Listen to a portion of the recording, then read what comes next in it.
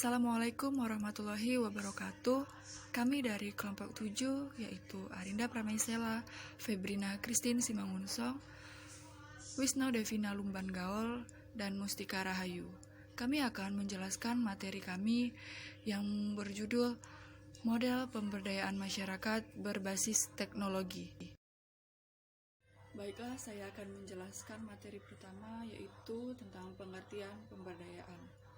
Istilah pemberdayaan diambil dari bahasa asing yaitu empowerment, yang juga dapat bermakna pemberian kekuasaan karena power bukan sekedar daya, tetapi juga kekuasaan, sehingga kata daya tidak saja bermakna mampu, tapi memiliki kuasa.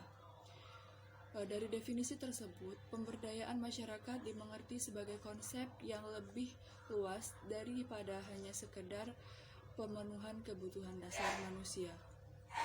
Keberdayaan masyarakat dapat diwujudkan melalui partisipasi aktif masyarakat yang difasilitasi dengan adanya pelaku pemberdayaan. Sasaran utama pemberdayaan masyarakat adalah mereka yang lemah dan tidak memiliki kemampuan, daya atau kekuatan untuk mengakses sumber daya produktif atau masyarakat yang terpinggirkan dalam proses pembangunan. Baik, materi selanjutnya akan dijelaskan oleh Saudari Febrina. Saya akan melanjutkan pokok pembahasan dari Saudari Arinda, yaitu tujuan pemberdayaan. Tujuan yang ingin dicapai dari pemberdayaan masyarakat adalah untuk membentuk individu dan masyarakat menjadi mandiri. Kemandirian tersebut meliputi kemandirian berpikir, bertindak, dan mengendalikan apa yang mereka lakukan. Kemandirian masyarakat merupakan suatu kondisi yang dialami oleh masyarakat yang ditandai dengan kemampuan memikirkan, memutuskan, serta melakukan sesuatu yang dipandang tepat demi mencapai pemecahan masalah yang dihadapi dengan mempergunakan daya atau kemampuan yang dimiliki. Daya kemampuan yang dimaksud adalah kemampuan kognitif, konatif, psikomotorik, dan afektif serta sumber daya lainnya yang bersifat fisik atau material. Kondisi kognitif pada hakikatnya merupakan kemampuan berpikir yang dilandasi oleh pengetahuan dan wawasan seseorang dalam rangka mencari solusi atas permasalahan yang dihadapi. Kondisi kognitif merupakan suatu sikap perilaku masyarakat yang terbentuk dan diarahkan pada perilaku yang sensitif terhadap nilai-nilai pemberdayaan masyarakat.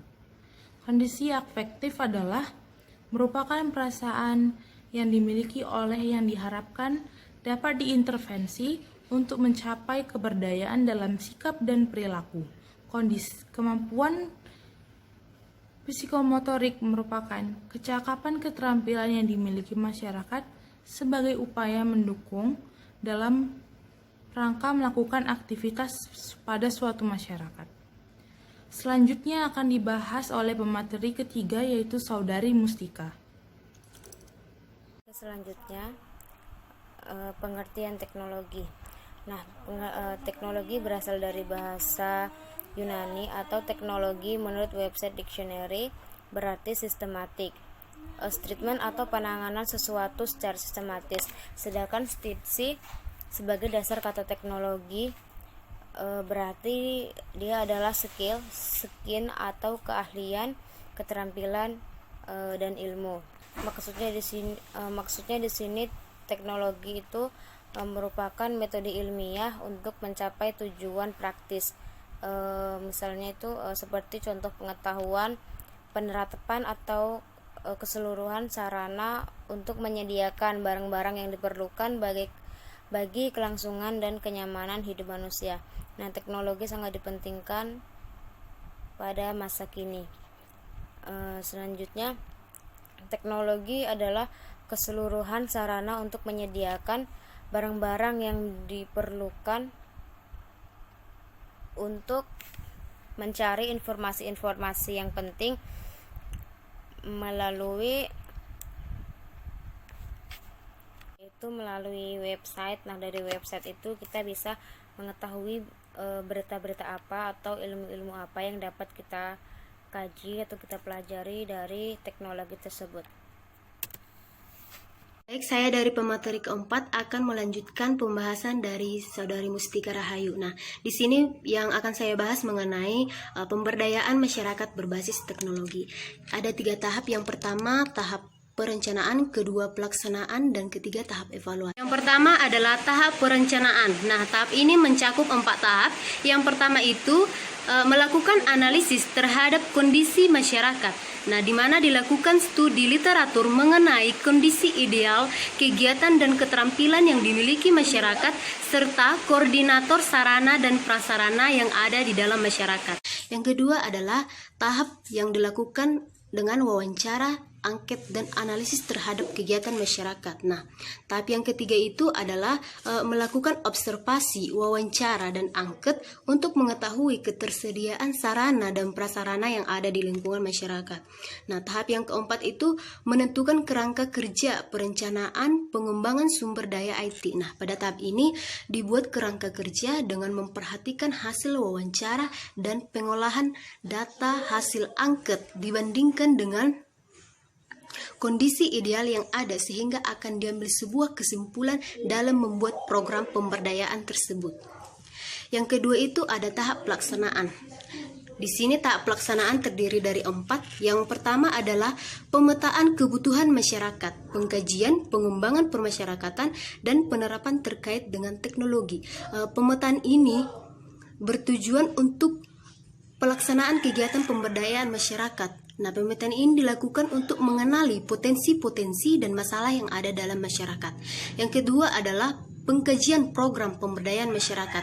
Nah, pengkajian ini merupakan suatu proses kegiatan untuk mengkaji atau menganalisis hasil pemetaan kebutuhan masyarakat yang telah dilakukan sebelumnya. Nah, yang ketiga adalah pengembangan pemberdayaan masyarakat berbasis teknologi, difasilitasi oleh pemerintah daerah dengan mengadakan perlombaan yang diikuti oleh berbagai lapisan masyarakat untuk menciptakan sebuah inovasi teknologi tepat guna. Yang keempat adalah penerapan program pemberdayaan masyarakat berbasis teknologi melalui kegiatan pelatihan, seperti penggunaan media sosial dalam meningkatkan kemampuan, kualitas, dan kemampuan intelektual dalam masyarakat. Nah, yang ketiga ada tahap evaluasi. Nah, tahap evaluasi ini terdiri dari 3. Yang pertama adalah melalui tes. Nah, tes ini merupakan salah satu cara untuk menafsir besarnya kemampuan seseorang atau tidak, baik secara langsung maupun tidak langsung. Nah, yang kedua itu ada pengukuran, dinyatakan sebagai suatu penetapan angka terhadap hasil yang dicapai masyarakat. Nah, esensi dari pengukuran adalah kuantifikasi atau penetapan angka tentang karakteristik atau keadaan masyarakat menurut aturan-aturan tertentu.